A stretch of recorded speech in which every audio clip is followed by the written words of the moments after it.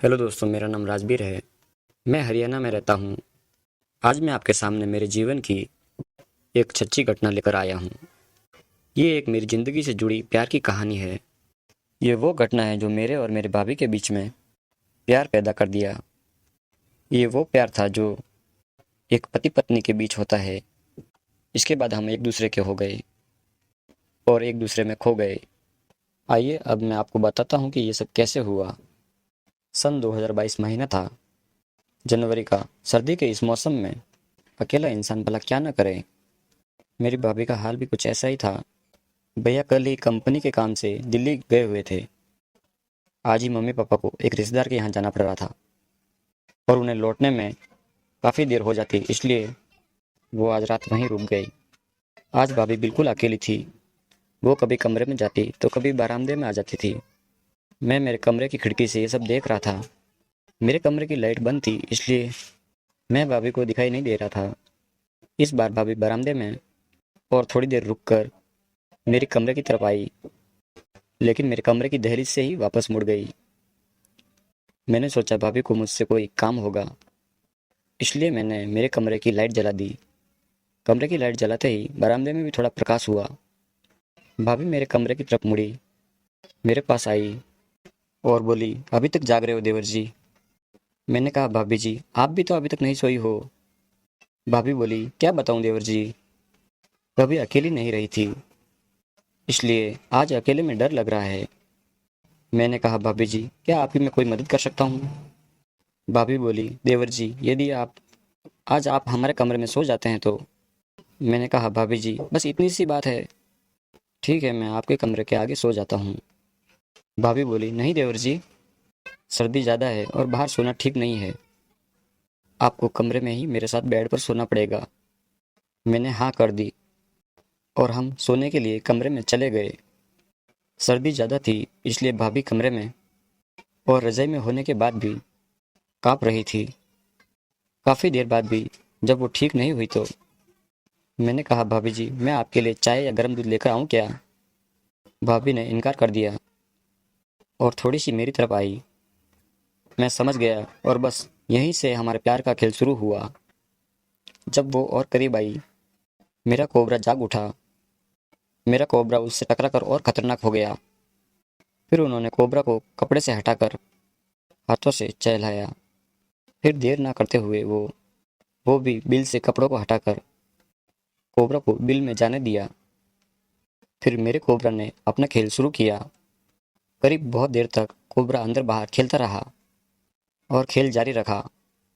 और फिर थोड़ी देर बाद सभी जहर निकाल दिया और शांत हो गया और उनकी सर्दी और ठंड भी ठीक हो गई और उनको आराम मिला। उनकी मदद करते हुए मुझे भी अच्छा लगा। सुबह हम जल्दी उठे, थोड़ा प्यार किया, फिर मम्मी पापा को कॉल किया और पूछा, आप लोग कब आएंगे? फिर उन्होंने कहा, 2-3 दिन और लगेंगे बेटा, तुम घर पर ही रहना, वरना तुम्हारी भाभी अकेली डर जाएगी। वैसे भी बहुत डरपोक है तुम्हारी भाभी। और ये सब सुनकर हमें और भी ज़्यादा खुशी मिली। हमने प्यार जारी रखा। फिर याद आया कि कल रात तो कोबरा ने अंदर ही जहर निकाल दिया था। फिर मैंने भाभी से कहा, क्यों न और जहर बिल में छोड़ दिया जाए, वैसे भी बहुत वक्त है। थोड़ी देर खेलने के बाद मैं जहर के लिए गोलियां लाऊंगा। भाभी ने कहा, ठीक है, वैसे भी क्या फ़र्क पड़ता है, एक ही बाप के तुम दोनों बेटे हो। फिर हमने अंदर बाहर खेल शुरू किया। कोबरा को फिर से बिल में छोड़ दिया। कोबरा रात के स्वाद को फिर से चखा और मैदान में बहुत ही अच्छा खेला। भाभी जी खुश हो गई। उन्होंने कहा कि ये कहानी हम दोनों के बीच ही रहेगी। हमने आज कई सारे पोजीशन आजमाए। फिर उन्होंने कहा, हम इसी तरह चुप चुप के प्यार जारी रखेंगे और जब भी मौका मिले। मैंने कहा, आपने बहुत सारा प्यार देकर ये साबित कर दिया है कि आप सच में मेरी भाभी हो। आप मेरे हमसफर तो नहीं हो, लेकिन उससे भी बढ़कर हो। मैं प्रार्थना करता हूँ आपकी जैसी भाभी मुझे हर जन्म में नसीब हो। मैं बहुत खुश था। ऐसा अनुभव हो रहा था जैसे मैं स्वर्ग में अमृत का रस पी रहा हूँ। जब खेल खत्म होने ही वाला था, जब हम खुशियों की आखिरी लाइन में थे, तभी कुछ आवाज़ सी आई, दरवाज़ा खटखटाने की। हम दोनों थोड़ा डर गए, लेकिन आखिरी लाइन, खेल खत्म होने ही वाला था। कोबरा आखिरी खुदाई करने ही वाला था। खेल छोड़कर जाए या खेल जारी रखें। फिर भाभी ने कहा, तुम रुको मत, खेल खत्म करो, जो होगा देखा जाएगा।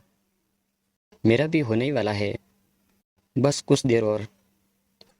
फिर मैंने खेल जारी रखा और फिर कुछ देर बाद फिनिशिंग भी हो गया। फिर जल्दी से कपड़े को ठीक करके बाहर गया।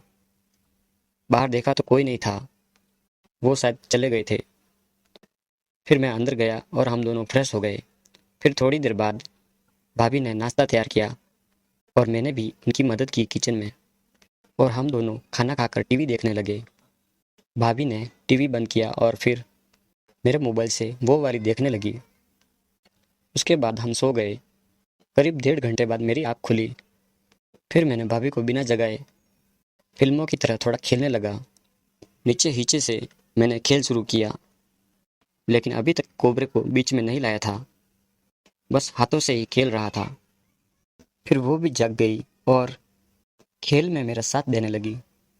शाम में भी बहुत कुछ हुआ, अलग अलग स्टाइल में।